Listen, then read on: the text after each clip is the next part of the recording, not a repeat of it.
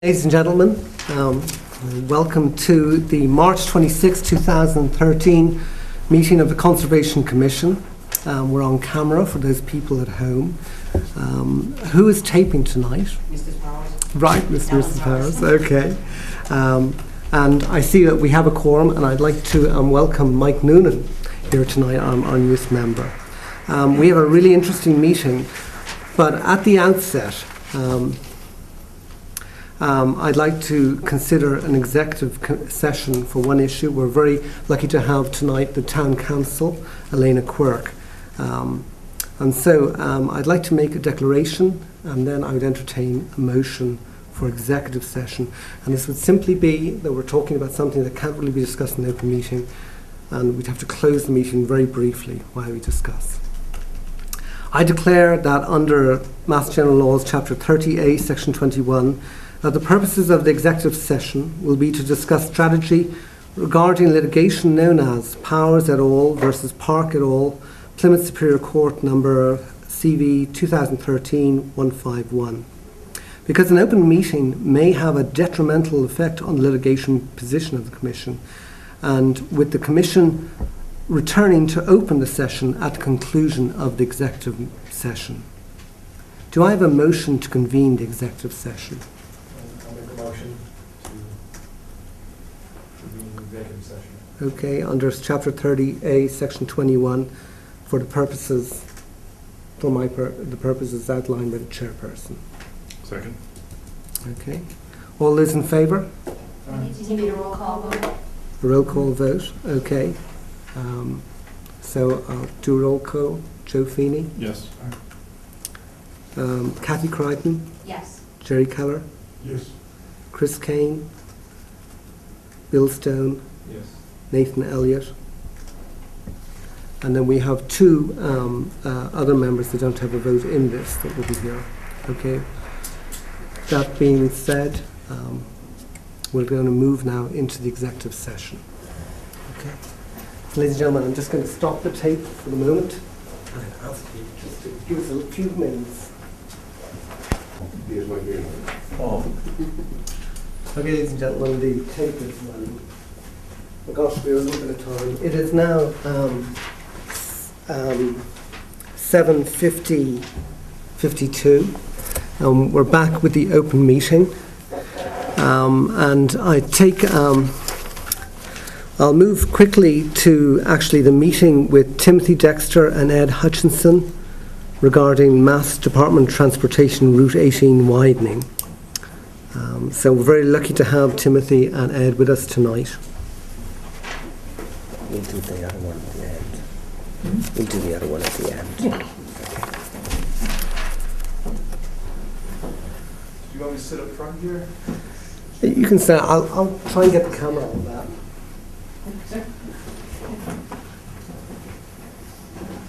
Just me. Do you want me to speak into the mic? Is that on or? The mic is on. We can just point it over to him. Okay. I'm Tim Dexter. I'm a biologist and environmental analyst for Mass DOT Highway Division. We're here today to talk to you about some exploratory borings that are exempt by the Mass Wetlands Protection Act as part of our traffic and stormwater investigations. We're doing some soil test pits and some soil borings in Abington and in Weymouth. A lot of these borings are outside of resource areas and are within the existing pavement themselves. There are three sites or three test locations within buffer zone in Abington at the intersection of Route 18 and Oak Street. We have two soil test pits and one soil boring. The soil test pits will go down 10 feet and the soil boring will go down 20 feet. So this work on page 3 of the Wetlands Protection Act is a minor activity in buffer zone that's exempt from regulation because it has negligible. Sure. Let me read the specific language. Activities that are temporary in nature have negligible impacts and are necessary for planning and design purposes. For example, installation of monitoring wells, exploratory borings, sediment sampling, and surveying. So that's exactly what this work is. It's behind these two residential properties. There's access either through the residential property or via this complex here. We drove by the site today, and there's a forested wetland with some shrub and with some shrub habitat and some larger trees that Ed will speak to in a minute. So the work entails installing some erosion controls. We're going to use compost filter tubes. They're minimally invasive. DOT as a whole is switching over from hay bales and silt fence to compost filter tubes. You've probably seen them driving along roads in Massachusetts. They're basically a 12 or 18-inch tube that's filled with compost or a mulch compost mix. And the nice thing about them is you don't have to dig a trench to install them. So sometimes digging the trench to embed silt fence can create a disturbance right there. So we just lay them flat and they're staked into the ground, and then they can just be removed completely and reused at another location, which will likely occur here because they're going to be there temporarily. Or they can be cut open and in that compost just spread, which is nice as well. So we're going to establish some erosion controls, and for the two soil test pits, there will be an excavator on an all-terrain vehicle, just a small bucket to do that work. And then for the soil boring, there'll actually be a slightly larger all-terrain vehicle that'll have that necessary boring equipment to do the work.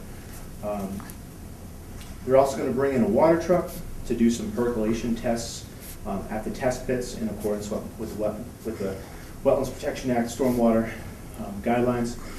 And then these pits and the boring will be backfilled with the material that's excavated and a seed mix spread to stabilize the areas. So I'll let Ed speak a little bit to the wetland resources that we have out there. Like Tim was saying, it's a red maple swamp dominated by, of course, red maple, and there are some white ash in there, which is more of a facultative upspecies. The shrubs consist of spice bush, some high bush blueberry, and some northern arrowwood, which are facultative wet species. This part it's really saturated, so that's definitely a forested wetland. As you get up into the backyards where the boring is going to take place, it's mostly like a lawn area, and there are some Norway maple, which are upland species, and these large trees, especially behind in this area. But for the most part, this is lawn where we'll be working. There's a lot of Japanese knotweed in this area too, which is an invasive species. But the boundary is pretty well defined. It slopes off pretty steeply. These wetlands along Route 18 have been flagged probably 3 times in the past 10 years since we started working on the naval base project. And most recently, they were flagged in the fall of, I think, in September and October of 2012. So the flags are all up there. So just want to point out the green line, Ed? Yeah, the green line is actually my flagged wetlands, my boundary line, as opposed to these are Mass GIS boundaries based on aerial photographs. So my line looks a little bit further away than the Mass GIS. Like I said, it's pretty steep, well defined. So I think my it's pretty close right here, a little bit different, but like I said, Mass GIS is they're from aerial photographs. My flags were surveyed on the ground. So, but trying to think what else I can tell you. Got a question. You mentioned the test pit and borings, 10 and 20-foot depths. How large are these diameter of the digging? Let me see. I actually have a copy of the plans, and I'm not sure. Did anyone receive the letter and information package we sent? Yes. Okay. So those same plans have this information on the first page.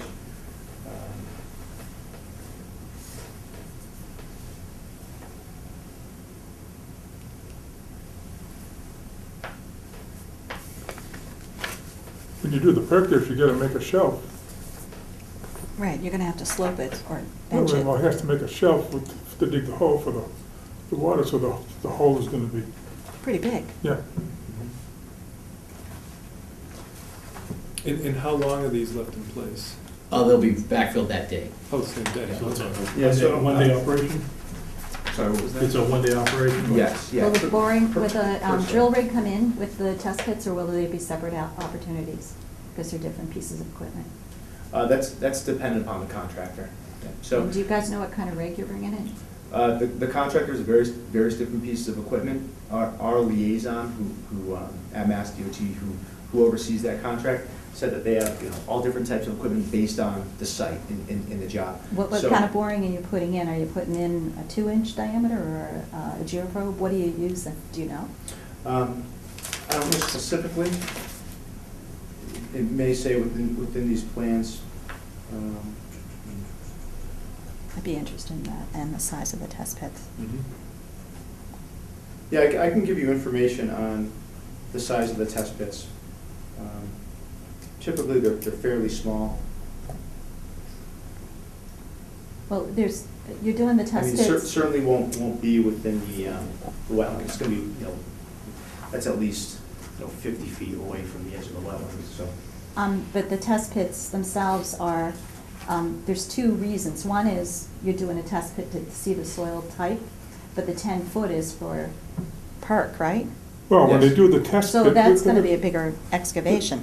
They're gonna do the test, they're gonna dig down 10 feet and observe the soil going down. Right. But when they go to the, to do the water, they have to make a shelf, they'd have to dig a little hole, then they put the water in and observe it with to see how much, how's it goes down. Yeah, I'm not a soil scientist, so I don't. Well, I haven't done it all my life, specifically I'm how they just do it. explaining to Okay. Yeah. the circumstance how they do it. I mean, when you're through, have you talked to the homeowners to make sure that they're gonna compact the soil, they're gonna put the loom back and so on and so forth? That's all done with the geotech Okay. supervisor, with the So long as they contractor. talk to the homeowner and. So once the geotech supervisor gives the contractor the notice to proceed, that's when they'll Well, do that. presumably he knows coordination. how to do his job. But it's New Hampshire Boring, they're a great firm, from what I've heard. Never heard of them. Well, from what I've heard from geotech, they said Oh, that okay. they're one of the best firms out there for boring work, and they're not satisfied until our supervisors. And then are the satisfied. homeowner's satisfied when they leave the property. Right, and that's why, we specifically laid out here that Yeah. we're not gonna backfill and reseed the area. For us, I think the issue here was that, I think if you were doing, hand cores or some simple borings, and test pits are mentioned in there, but, we're concerned about whether you're taking down trees, how close it is to the wetlands line. And, I don't think, are those marked out in the field where those test pits are going in the boring? They are Yeah. staked, you can. They are not? Okay, and do we have access, permission to go out there, because there is no filing in front of us, and we don't have immediate access unless we knock on doors? Right, and there's not a filing in front of you because this is exempt work. But within the last letter, our geotech supervisor, wants complete transparency. And so, if there's any interest to get on site to observe the work, you can just contact him. The information's in that letter, and I have copies of that today if anyone wants an additional copy. And so, the commission can just contact the geotech supervisor. He'll let you know when they're going out, and the contractor will bring you out on site, and you can observe all the work and ask any, follow-up questions that, the contractor, will know that we won't know. Well, I think and- the exemption is only based on the amount of disturbance to the site. So Mhm. that's why the questions of the commissioners were asking what the extent of disturbance is, because the exemption does not protect you totally from if you go outside your plan, or if the disturbance seems that it is going to alter the wetlands or the land near the wetlands in some way. And so that's what they're trying to work out, whether a notice of intent is really required here. And we did actually chat to the DEP, and they came back to us saying that, it's not an absolute exemption. It is based on the actual work as you described. And that's why we're getting questions from Ms. Keller and Ms. Creighton on that. Yeah, and I think these are pretty significant test pits. The boring, depending on the rig you bring out and the access route you have and how much trees you're taking down, because we are talking about the buffer zone. We are not necessarily not in jurisdiction. That is our 100-foot buffer zone. So a couple of things. I don't think we've been out to the site nor confirmed the wetland line. And I don't think, I wanted to make sure I had permission before I started wandering on people's lawns, but I wanted to make sure it was marked as well. So for me, I think we need to go see it, but it looks like there's shrubbery, it's at least shrubbery, but it might be trees. It's pretty dense out there. And the other thing is because you're falling outside, you're actually saying that the Mass GIS, which is often different than what's on the Right. field, I'm not disagreeing. Yep. I think we need to verify that because obviously that test pit is very close, but I think that those test pits are pretty significant. The boring might not be as bad, depending what kind of rig you're bringing in. Do you have an access route that you're going to use to go in? Are you going to come in the same route, or are you going to, have you even thought that through yet? That's up to the geotech supervisor and the contractor. They work that out with the local landowners. So, in the environmental section, we don't work out the access and site specifics. But Ed, you went down there today, and Because that right, might be the trees actually significant. aren't that dense. It does look dead, but there are some, like, mostly Norway maples, in this area, and there is a lot of room under, there really isn't a low understory or anything like that, so it does look like there are several trees out there, but there really aren't. It's hard to know Yeah, from a photo. until you take a look at it. And the yeah. other thing is the rig, is as you're going down 20 feet, you're going to have depending on what kind you bring in, you're still going to have Right. some height going with Sure, that as yeah. well. But, I can see them coming in one direction and then cutting a path to get Yeah. to the three locations. And to me, they're maybe more damaged because I think you're not doing hand course out there. You're not using simple pieces of equipment. You're bringing machines in, and the water truck, although I understand the need for it, is just another piece of equipment out there. I think we're going to have a lot of action along the buffer zone, and I'm just a little concerned. And you're not. The problem is we don't have a filing in front of us so that we know what we're holding you guys to. This is like a gentleman's handshake, Mhm. or I guess a lady with a gentleman's handshake. And that's why we're here. That's why we submit the letters. Most people who do this exempt work under the Wetlands Protection Act, they don't even notify anyone. So that's why we extend our hand. When we submit the courtesy copies, if the commission wants to talk to us, we'll come here and talk. And if you want to come out on site, you're more than welcome to come out on site when we do the work. So this is truly negligible work. There's low impact. There's going to be minimal, if any, tree cutting. It's fairly open in this area when you go out and see the work. And there's multiple access points that we can come through agreements with the landowners where we can access these areas with no cutting of trees, with minimal soil compaction. The test pits, from what I understand, it's a very small off-road vehicle. I think John might have even said it's an ATV with a Kubota type, one of those mini excavator claws on it. And the soil boring vehicle is a little bit larger, but he just described it as a slightly larger off-road vehicle. And I guess New Hampshire Boring, because they're a big outlet or big firm.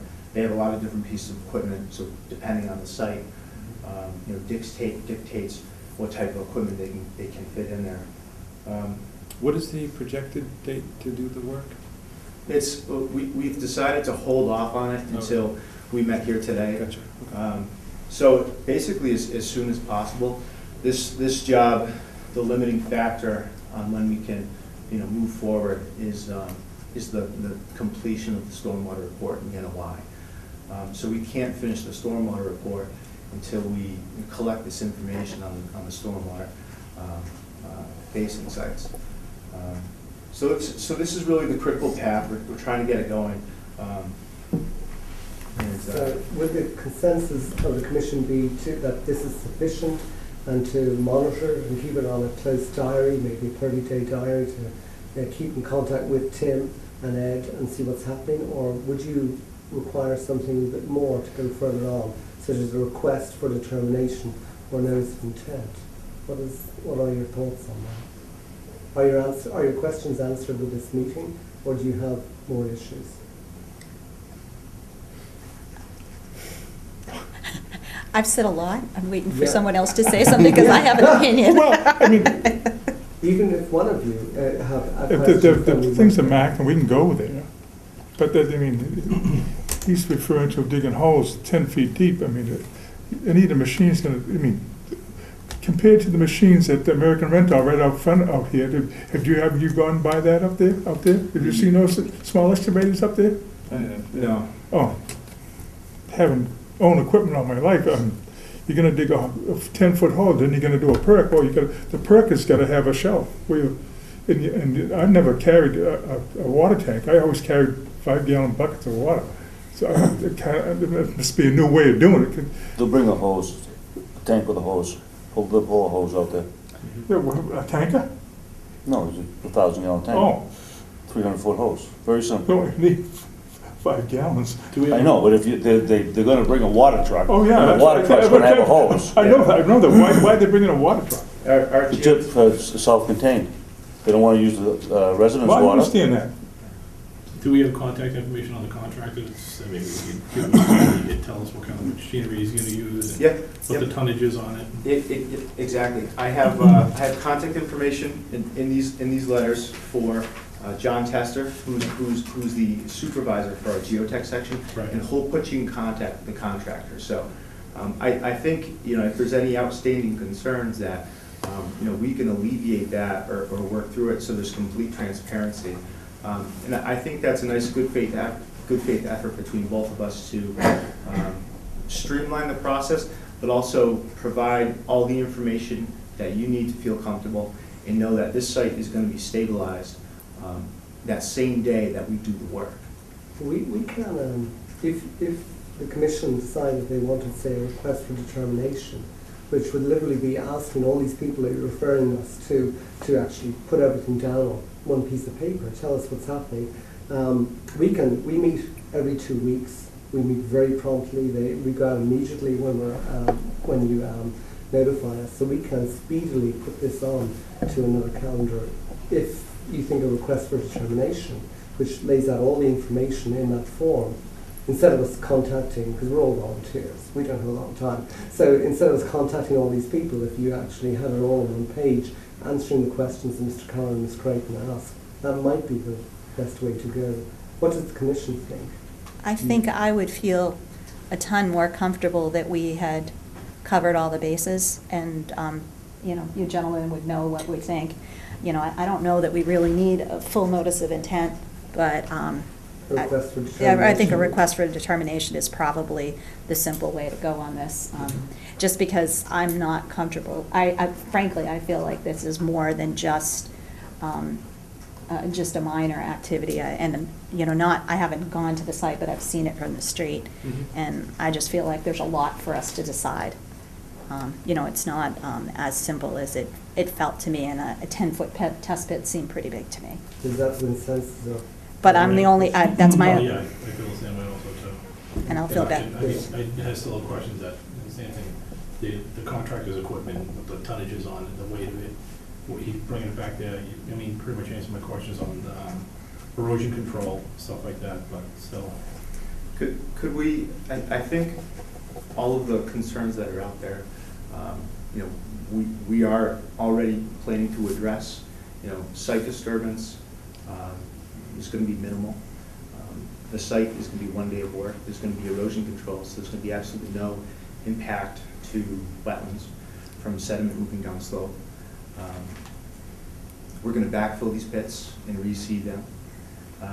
So it's fairly minimal disturbance, and I think what we could do, because this work is exempt from the Wetlands Protection Act, is that we could still have complete transparency for our work that we do, and I could come back if there's any additional questions in regards to the work. I'm willing to come back again at your next meeting to answer those specific questions. But for the sake of moving forward with the project, I'd at least like to go back to my geotech supervisor and give him the notice to proceed so that the contractor can start consulting with the landowners and getting this project going. I think, Tim, we're with you in that, we understand the assurances you're giving for your work, but the questions that they've asked are actually for people that are not in this room, on the machinery and all. That's what we're really looking at, of getting answers. And in the form, the request for determination, those questions have to be answered. You know, it's on a page, and you could simply pass that on to the contractors you talked about and ask them to fill in the details. Because if you didn't, what they would have to do is sit down and write out requirements for this using our knowledge. We have 2 contractors here. You know, so we are familiar with the things that you need to have done. They would have to do that if an order of conditions was necessary.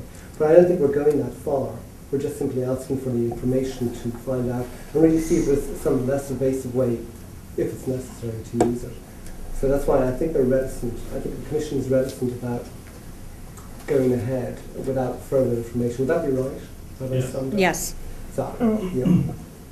You're asking to go forward, so within 2 weeks, I mean, this is not gonna happen in 2 weeks, so you're gonna go back and the contract, so in 2 weeks, you'll have everything ready to go and say, okay, the contractor's gonna do this, the contractor could send us a picture of the machine that's gonna do it on the email, you know, something like that, but whatever.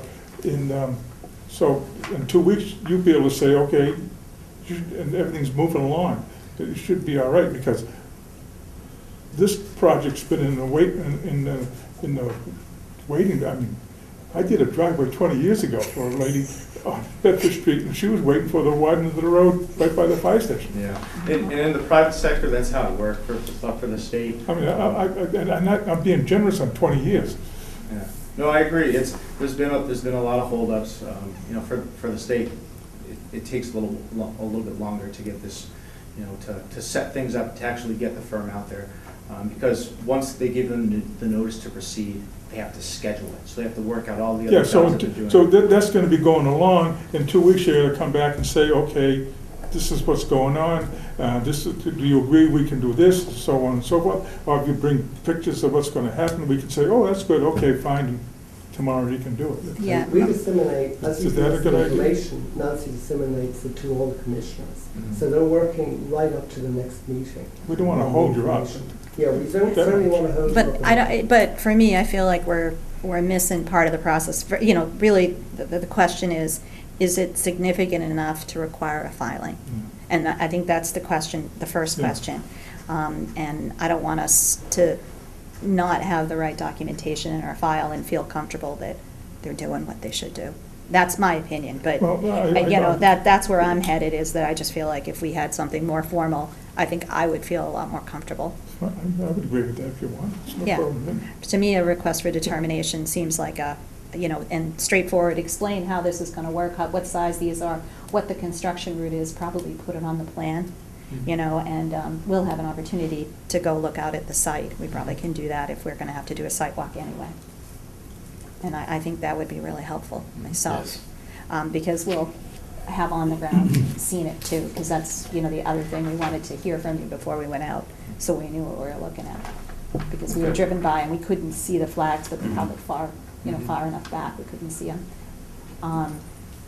And we'll have to knock on doors to ask to go in the backyard, so hopefully they'll let us out. We may need some help with that from you guys as well.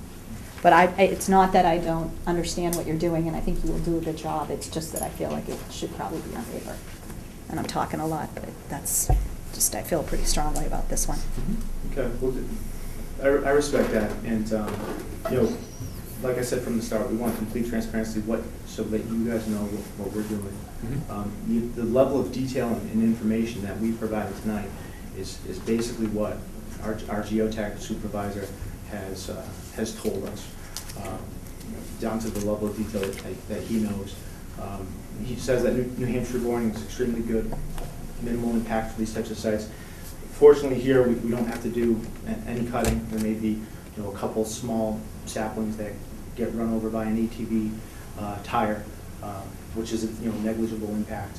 And just so you know where we're coming from, you know, seeing this type of work done throughout the state in accordance with this exemption, where there isn't notifications. You know, we really do go above and beyond what other applicants do in regards to coordination.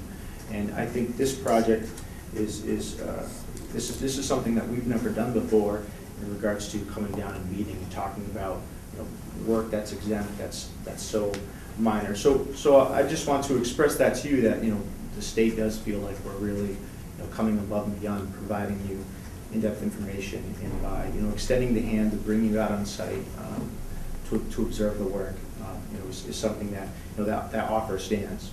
Yeah, we appreciate that a lot.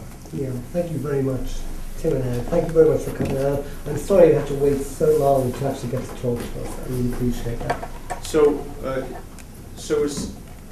can we move forward with this same format, with the additional questions that you have? We can come back and answer the next week, but plan to move forward so we can start scheduling the work?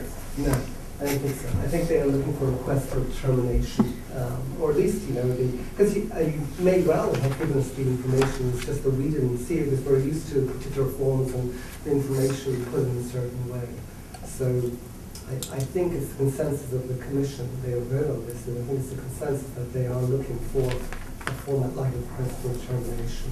Do you guys agree? Oh, yeah. Yeah, okay. Honestly, we All right, I will just be want to- very speedy in our response to it, and we can have you on for the next meeting. Okay. We can put you on for the next meeting first thing. This was unusual that we took all this time. Our meetings are much shorter. It was just unusual. We had to go into executive session at the beginning. But, it won't happen next time. We'll move very, very quickly. So I'll look for Nancy and I will look for make things. And I'm going to write a note, gentlemen, to Tim, and then just following up on your decision. Thank you very much. So is there a deadline that you want us to file that RDA by? It's your deadline. Okay.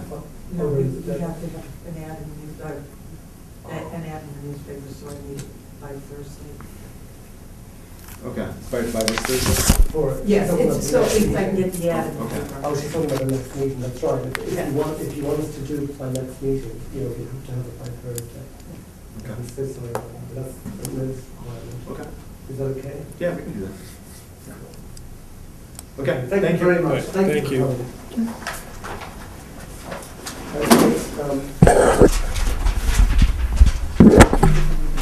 It's probably going to be really loud. So I will try to be really loud.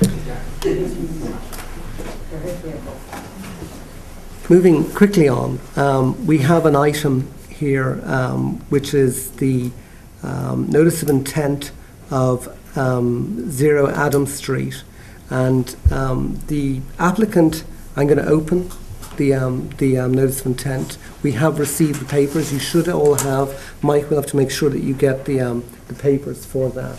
We did get the contract documents and the notice of intent, which is actually a booklet. But this is the booklet we got. But the applicant has asked us to continue it until the actual hearing until April 23rd. And the reason is they're before the planning board at the moment, and the planning board has certain requirements. So by this discussion, the chairman's opening up 0 Adam Street, the notice of intent, but we are going to continue it at the request of the applicant. And before we move on, Kathy, you sent us some information on that, did you? Yes, I had gotten, in I just, the letter. Nancy made a copy. Yeah. I had gotten a memo that I thought, Joe's brother. yeah, that, I Actually, think I'll it's a keep 2 letter for from me. Central Platinum that, Do you need a copy? but, No. Yes, okay. that, you might be interested in. It goes along with this one. I think it went to planning is where it came from, family. And this is where it's on the second page, I think. Yeah, it starts on the second page, I think it's 11 pages. And I also sent you I asked Nancy to distribute the stormwater report, because it didn't look like they had actually added all the elements of the stormwater report that we need. It's a form that they should have filled out for this. I didn't see it in what I had. It might be in the filing somewhere, maybe I didn't see it. Okay. But I didn't think they met all the intent of the things on this stormwater checklist that we will need, because they're proposing stormwater management. And nicely, the state actually has the standards listed, so you can go through and check to make sure that they're following what needs to be done. The significance of this is that on that land is an aquifer that actually would supply their, I don't know if it's their butter or neighbour, the naval base. It's quite a large aquifer Yeah, that was they're- set up They're to. right on top of the aquifer that I think they're gonna access for the airbags.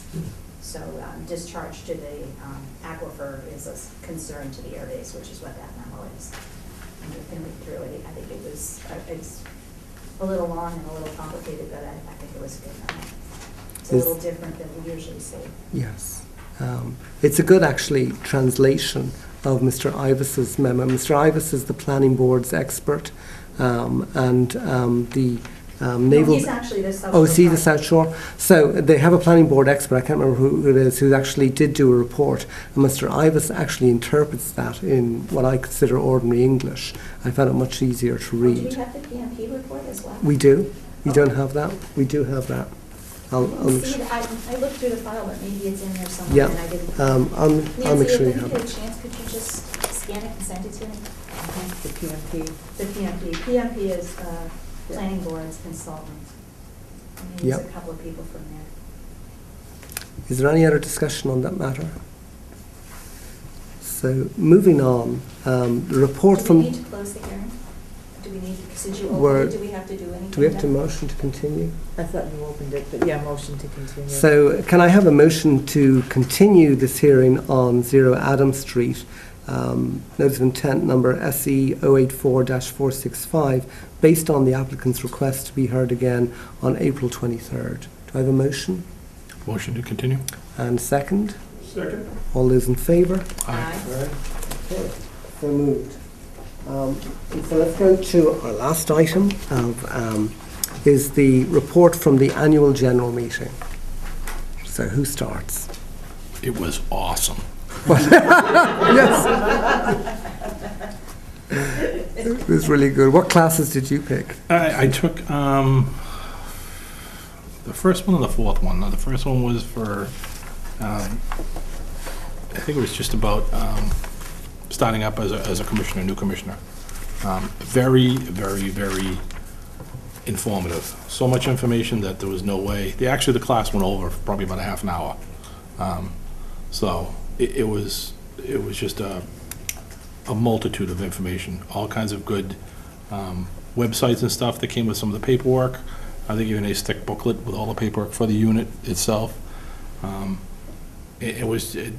got more out of just the two classes that I took, 100%, and just completely are like swamped with sitting here saying to myself, well, I thought conservation was one thing, and I'm finding out it's like a whole different thing.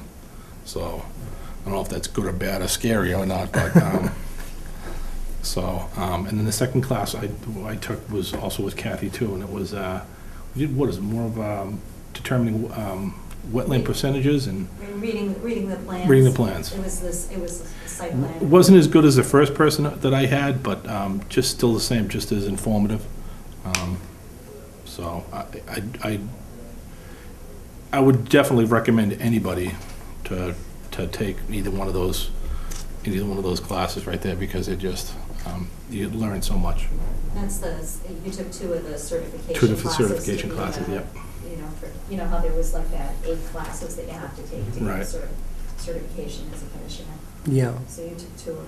Yep. Part of it. You can take 3 classes by webinar. Right, and I'm planning on doing that. I just Yeah. gotta try and figure out how to get them. I think I need to call, because it doesn't actually, you went to the website and it actually has the webinar classes, but you click onto it, it just, it shifted me back out into the general,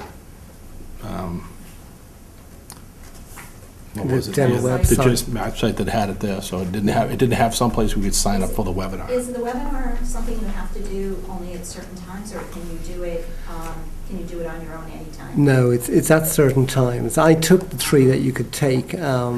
I can't remember what the ones were. One of them was on one of them was on the Act itself. And speaking as an attorney, it was just totally mind blowing, because they looked at it a totally different way. You know, the commissioners looked at it than lawyers. One was on water, and I couldn't tell you. I just sat through the whole thing. I'm not too sure what it was about, but they do. I think for me they were Wednesday evenings at around 6 o'clock. and you can clock on your computer. And I actually had my telephone on too, just in case I lose it. And you click in, and they know you're there. It comes up there, and you can ask questions or not. I didn't ask any questions, but and there's a few commissioners there were people from the Cape and from Worcester and all that stuff. It was an easy way of doing it for me, because there are classes, but they're in Worcester. They're in Holy Cross in Worcester, so they're very hard for us to get out to. But more and on about that. We have some information for us about that. But definitely a great experience. It was, I really enjoyed it myself, and, you know, I had been before, but I went to a stormwater class in the morning. I went to two separate, I didn't go to the commissioner classes. I went to a stormwater basics and then stormwater best management practices. And the stormwater basics was phenomenal. It gave me a whole bunch of things to look at if I'm looking at a stormwater calc. You know, the things that developers might do that, you know, aren't quite, you know, look for this, look for that. These are the things to look for. These are the things that are good to assume. You know, they gave you the good and the bad of what you might see, so that you're not completely without a set of tools, plus just knowing the terminology was kind of nice. And then the second one was about the different types of stormwater management, like the filing we have coming on Adams Street has some of those stormwater management techniques. You know, you're going to infiltrate into the ground, and those are preferred, but some work better than others. So that was kind of cool. And then I went to the one in the afternoon, and, you know, just was it was good for me to pay attention to the plans, and that it's really good to highlight where the wetlands are. You know, make sure you understand where the resources are on the site.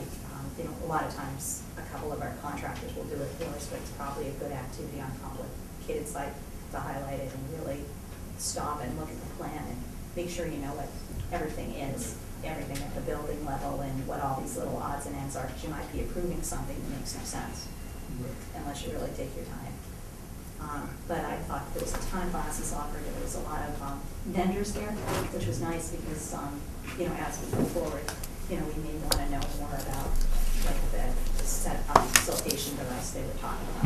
We'll probably, you know, whether we expect that instead of hay bells, maybe something we'll think about later. You know, I don't know.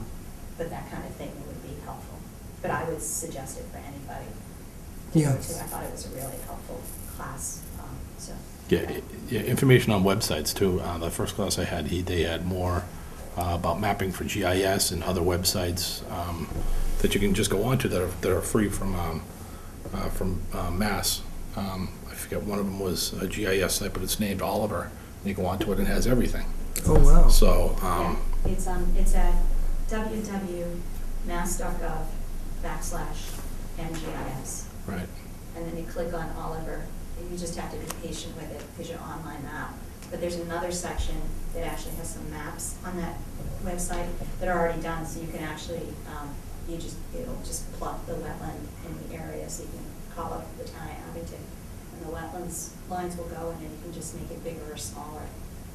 Right, and I also found out too that they have another one where, for the state of Massachusetts, they have an endangered species where you can actually, if you have some questions anywhere in the town, you just need to either identify where that section is in town and send it to them, and they'll still tell you if there's any endangered species in that area, right down to wherever it is.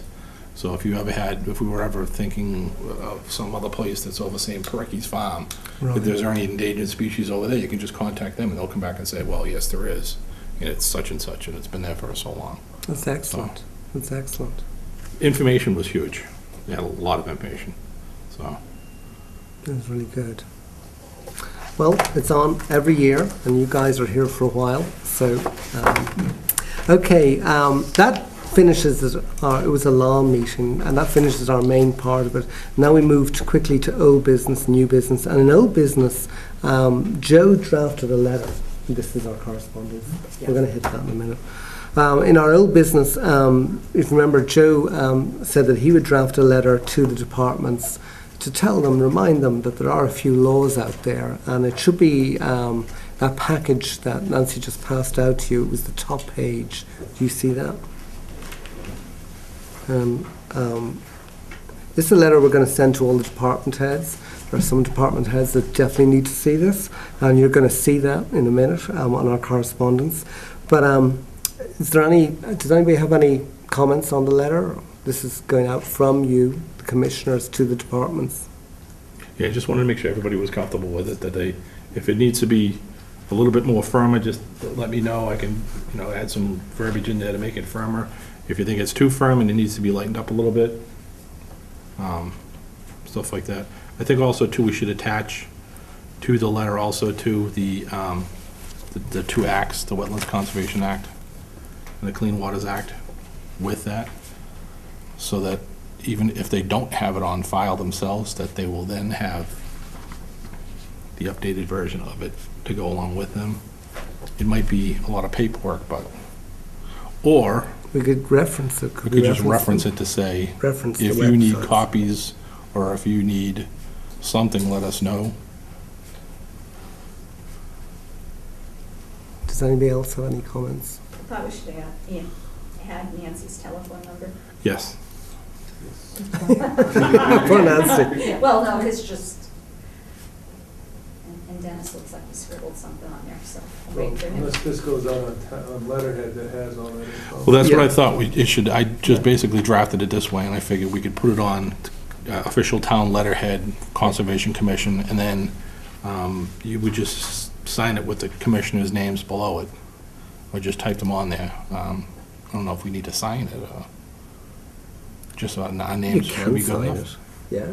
Do you want to sign? You can sign it. It can be signed signature. Do we need to, or would just our names? Yeah. So just our names on it. Yeah. I was going to suggest that that where you say that it's come to our attention that some work is done around the house, around the town, and I was going to suggest that may violate the Clean Waters Act, because maybe some of the work doesn't violate it. And what that gentleman Ed was trying to say was that there are maintenance work that actually doesn't even come under our purview. So we understand that, and except you're going to hear about something soon that might have come on our purview, to be honest. But normally their work in just maintaining it should not be an issue. I was going to suggest that you see the opportunity to refresh all departments' understanding about the Wetlands Protection and Clean Water Acts. And I was going to suggest that we could always put the wording after that, specifically the wording that's in the bylaw, which says, specifically, except as permitted by the Conservation Commission or provided by a town law, no person shall. And they list all the things the guys are supposed to do. So we could always throw that in. That's the the first, and that is the basis of our jurisdiction under the bylaw. So that might be a way of adding it in.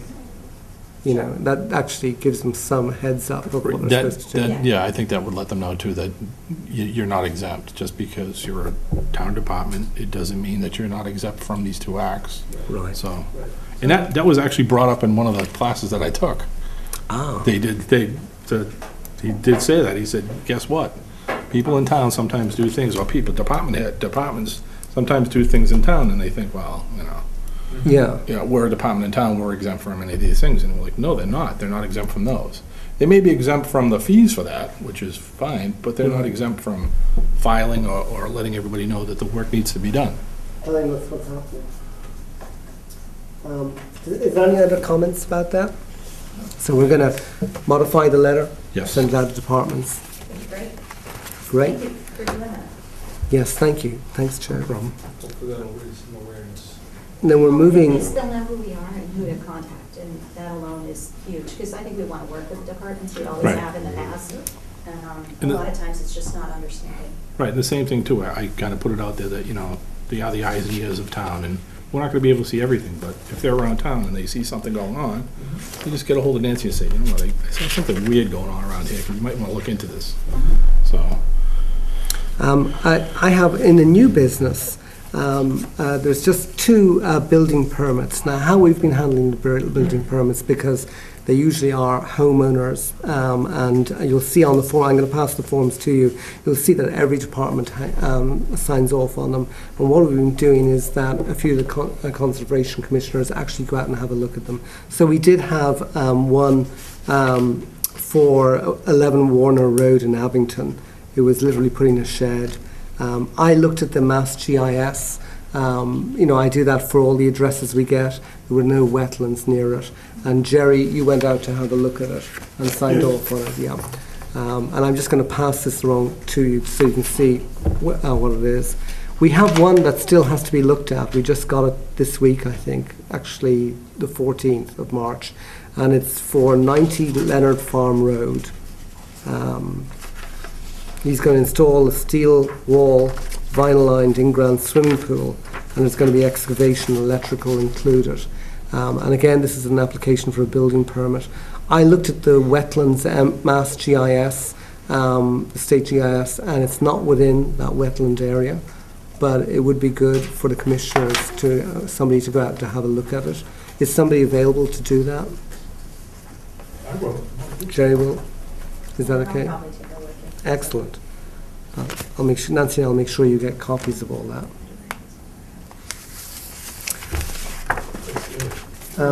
And just on I probably can't do it this Saturday. okay, that sounds good.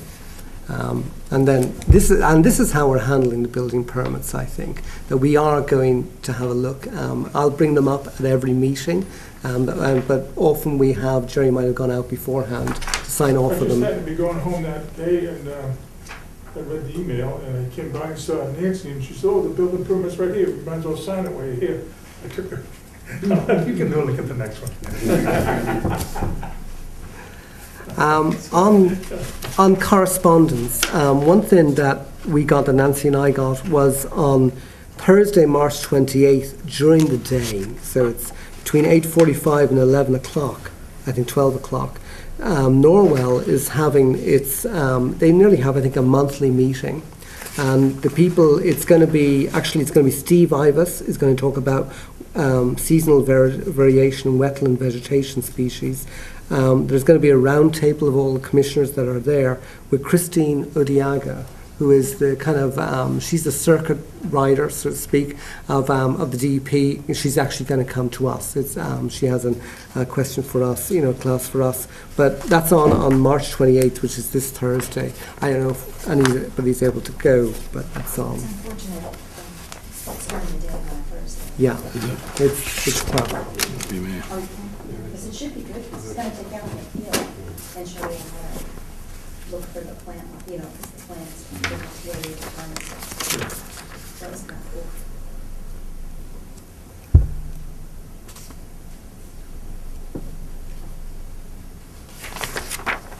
cool. All right, the application of 90 Leonard Farm Road, is that the one, Jerry, that we just gave you? Is that 90 Leonard Farm Road? Okay. I have actually the plans and all here, so maybe I'll pass that on. So, we got a letter, March 20, 2013, from the Board of Water Commissioners. They reviewed the letter that I sent to them, asking after the circumstances where Joe and Kathy noticed that a whole lot of trees had been cut down in Adams Street, between, is it Route 18 and Adams Street? And so they responded by saying, the Board of Commissioners reviewed your letter. It was reported by Commissioner John Warner that prior to the clearing to maintain our easement and right-of-way, he addressed the process with the chairman of the commission at that time, Alex Bezanson, and he was informed that the maintenance did not require a submission. Hopefully, this will address your concerns. Daniel Callahan, Superintendent. So, for what it's worth, this is why that letter that Joe is sending out really is Yeah, an and I issue. think when we're looking at the plans for Zero Adams Street, it looks like the wetlands line goes right to the property line through where they cut. So we may want to take a look at that when we do the sidewalk out there as well. Yeah. And try to figure out if there's any way we can help parallel. When you do these sidewalks, do you contact anybody, you coming, or do you just show up? It's personal property. Oh, Right, if there's already been a notice, right, if there's already been a notice that they've come to the board and said we're gonna be doing this work, we have the right to go out there and walk the property. But you still wanna knock on the door or something like that and say, I'm with the Conservation Commission. They don't want you to. Right. right. So- But if there's something like, exactly like, Like the Zero. Mass Highway for me Right. was the one where you noticed I said, we don't have permission to go there because there's no Right. planning Right. office. I have no, I'm gonna have to knock on the door, and if they let me, they let me, if they don't, they Right. don't. so in that case, we really, Right, we but if could. somebody has a notice of intent or something, you call ahead of time and go for an appointment or something. You don't just show up at their property. Typically, if it's a notice of intent, we would probably set up a sidewalk with them, but Well, also with tell them, them, yeah. tell them that Right. maybe the commissioners might show up, the ones that can't would go.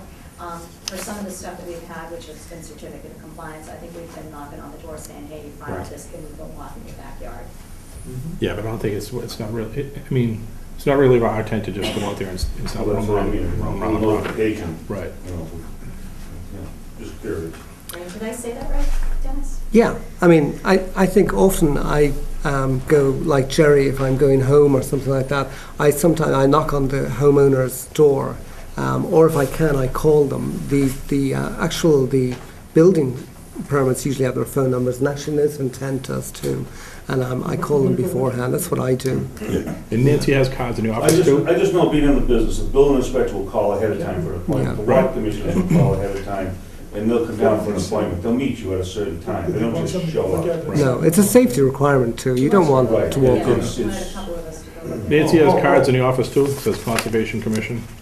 Because it's, so you can actually grab some cards from her. If you're gonna go out there, leave a card with the person, your name on it, so that, you Yeah, but know. I'm just saying, it'd be nice for a phone, call somebody and say, can we meet you at 10 o'clock tomorrow morning, or whatever is a good time for you. Right. Yeah. Just respect. Yep, no, Yeah. definitely. Well, it's also a safety thing too. I think it's a good idea. So we got the, Kathy, you mentioned that when you were on the commission before, the other boards often used to give their minutes and plans and whatever that they'd heard, particularly the Zoning Board of Appeals. Some we used to get their, and which Nancy said that they would get their list of upcoming properties, and we would advise them of whether we, because they have a floodplains and wetlands district, so they would send us some of the addresses. And Nancy said, you said that's going on, right? Yeah. Yeah, Nancy's good. So they, for their upcoming meeting on April 11, 2013, they sent us 3 notices with also the contract documents, just one copy of them, which will be with Nancy. And one of them is 245 Central Street in Abington, where they're doing a variance on a duplex. One is 338 Brockton Ave, actually to construct in the floodplain and wetlands protection district some tree lots. And one is 10 Kathleen Drive. No, that couldn't be right. Catherine Drive? Actually, no, this could not be right because that's a Holbrook. Zeb's Realty to allow. Oh, 351 Summer Street. They're putting parking places in and oil tank storage to a residential site in 351 Summer Street. So how do we handle that, Nancy? Do we actually contact these people and do we look at the plans and then ask for them to give us a notice of intent, or would they Yeah. normally come? Surely they've No, I normally mean, come we have to before let us. them know they need to file with us. I mean, that's what, you can let the zoning board know that they need to, those people need to file. Okay. So a lot of times, Dennis, we would be able to look at some of the plans, like know where the location was, and. I mean, I have the plans in the office. Yeah, we would know where they were, Right. and we'd know certain ones were pretty obvious that there was a wetland nearby, because you kind of know where things are. And then the other ones, sometimes would have to take a look to see, we might want to take a peek. That would be kind of how we So handle it. is there a commissioner that's available to do that, to drop by Nancy's office and check on these to see? Because Nancy and I will contact the owners, but is there a commissioner that's available to do that, to drop in over the next week, 2 weeks? I mean, the plans are attached there. Well, Yeah, I can do that. yeah, cool, yeah. I mean, Joe doesn't have to look at them tonight. Yeah, absolutely.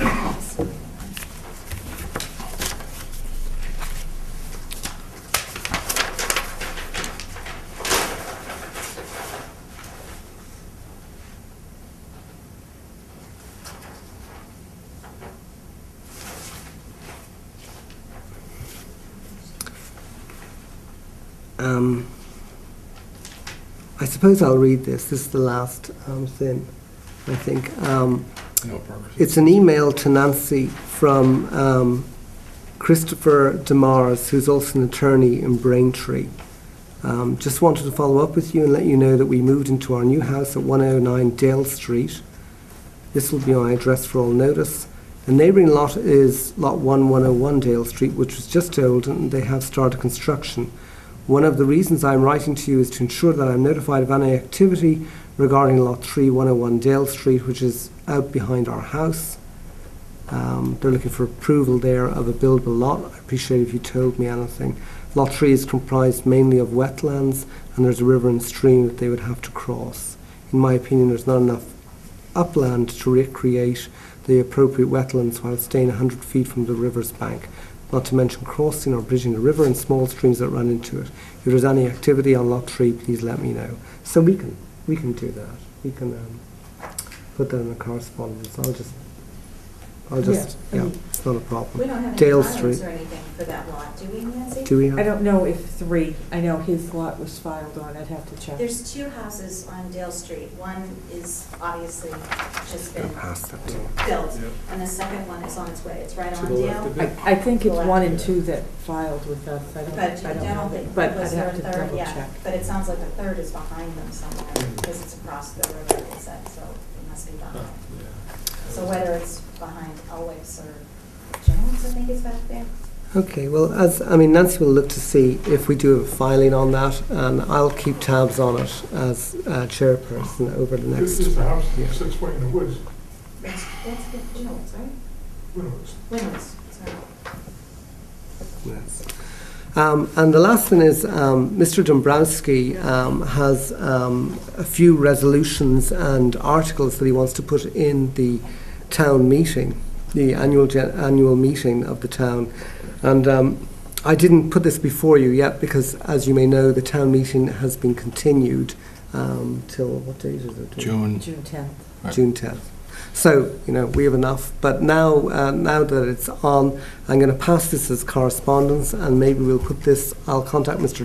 Dombrowski, and he can give us a little presentation to see. He wants to know if the Conservation Commission would agree with him on some of these articles and discuss them. And the last thing is our minutes, I think. And I just had a question, Christine Odiaga, the workshop, Oh. date-wise. Yes. Do we want to set up a date with Alana Quirk for one? Okay, so we'll take Christine Odiaga first. She is, like I said, the person from DP. She wants to do a really basic, it may be too basic for some of the commissioners here, of for the wetlands, of the work as a commission. It would be just for the commissioners, and we're also going to invite the surrounding towns, and she's given me the contacts for those, so I was going to invite them over. But she was looking for a date in April or May. Is there any particular day? Thursdays are usually better as far as getting the Carter Room. So is there any? And the second Thursday of the month is not good. So it would be either April 19th? Be the 18th or 25th. And then you're into May. Yeah.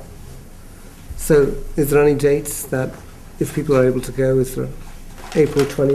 Or what's the first date? I should probably have 2 dates for her to. Yeah. So let's give her what about April 25th?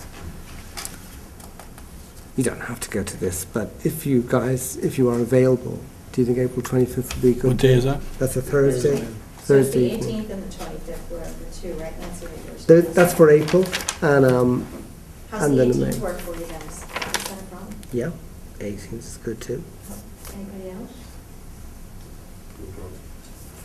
So we'll give her those 2 dates, 8th and 25th, and we'll let her get back to us on those dates, and then I'm going to contact the other commissions in the surrounding towns, see if they're interested, and it will be a training that we do.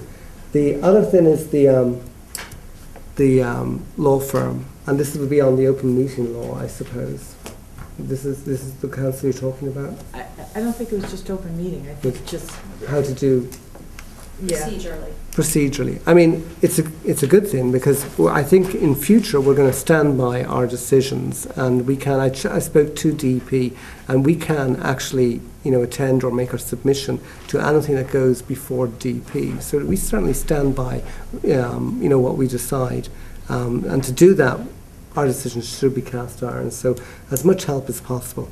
However, this is a busy month, so. Was she looking for a date? Oh, I didn't know if she mentioned it, I didn't know if you wanted to firm up a date, or you'd rather wait a bit. I'd rather wait a bit. Okay. Is that a consensus? Do it in May. Let's not let it go too far, because if we get Okay. summer, we'll stop. Let me ask her for a date in May, and again a Thursday. That wouldn't have to be, because it's just us.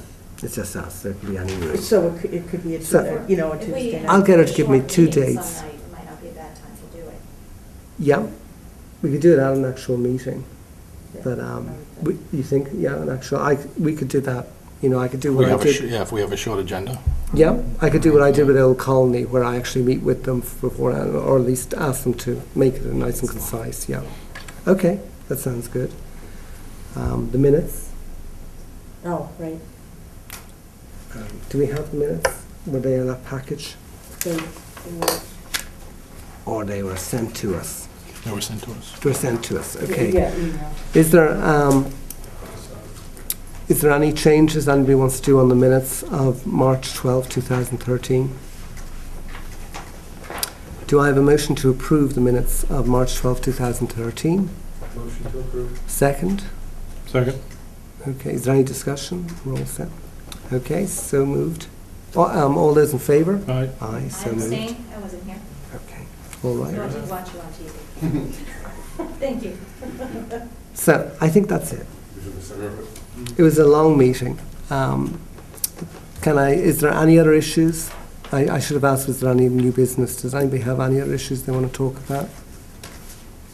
Actually, only 2 questions. If a filing goes to DEP, is the local conservation commission still charged with going out and looking at the site, enforcing anything that DEP is stipulated? Well, if the filing goes DEP and they make a superseding order, which is kind of like an order in the Right. middle of their reviewing it, then I think we can go out at any time. The bylaws, by the way, tell you can. Okay. We'll have to modify our orders of condition, because our orders of condition actually don't say that, where our bylaws do say we can do it. I don't know if, there is a requirement to go out, but I'm not sure there's a requirement to go out for the DEP. Because the DEP would have its own officer assigned to that site. Yeah, And they would do DEP that. will set their own set of conditions, and what we have found in the past is that actually DEP's conditions aren't as stringent as the ones we may set ourselves. Right. So that we often would prefer that they didn't go to DEP because we have more control. Okay. But in this, in cases where it does happen, I think we can enforce what DEP actually stipulates. And Yeah, I just- don't know about the bylaw, so it may not Yeah. be as strong, but I still think you can monitor them, and you certainly don't want them going off course. It probably is very seldom that DEP is involved, and that they would always back us. The thing we were talking about earlier on is unusual. I was looking at the minutes from years back, and it looks like the DEP has always agreed with what the decision of the commission was, and then maybe added one extra thing that they noticed. Right, They've never actually reversed them. I just didn't know if the process was that it went to DEP and then it comes back to, as far as not enforcing, but going out and looking at it. Right. Administratively wise, comes back to the local board. So you'd go out and look at anything that they had, if they were doing hay bales or something else like that. But it sounds like DEP already has a field office person who goes out and does that stuff. Actually, in theory they do, but in practice they don't. So, No, we would end up having to do that. okay. We still have to do that. We don't have a conservation agent, so. The other one would be, do we have a list of work that's going on now in the town that's already been, like, I want to say, the Cape Cod lumber one? Right. Where it looks like they're getting ready to clean up, but has anybody gone out and looked at the site to see if the hay bales are still in place, or? This is projects that haven't yet got a certificate of compliance. They're still going, such as Hancock, which is Right. actually just going out. Do we have a list? We have a list. We do, and I'll email it to everyone. Okay. Excellent. Is there any other issue? That was it. That's a good question. So can I have a motion to end meeting? Motion to adjourn. Motion to adjourn? Seconded? Second. All those in favour? Aye. Thank you very much. This guy wants to put a pool in. Yeah. So apparently is it